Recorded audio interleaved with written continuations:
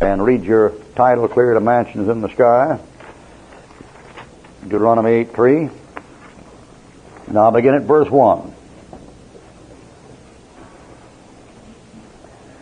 I don't forget Deuteronomy 8. I've got a note by verse 3 that says, the reason for the poverty of ministerial students.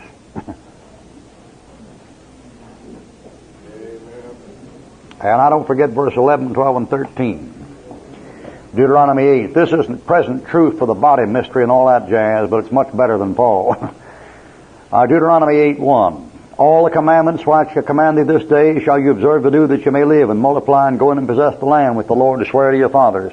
How do you know God isn't preparing a place for you right now? I mean on this ground, on the earth, for a ministry.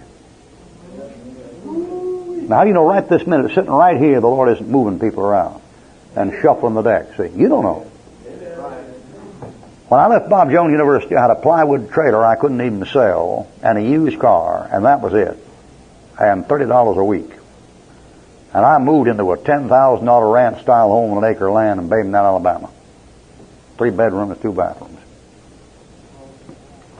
So how was that? It could be a long story.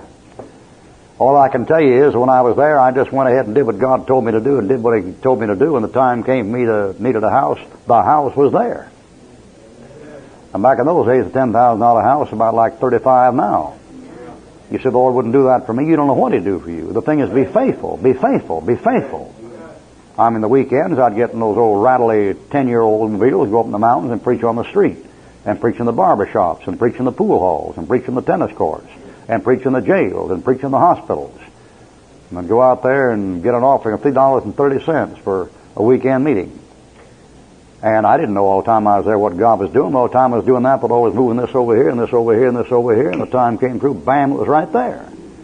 You don't know what God's doing right now. I'll tell you what He's doing. He's watching you. He's watching you. The Lord's a character. He's always fixing the things you never can find out what He's doing. You know that? He working over here and working over here. You look over here, nothing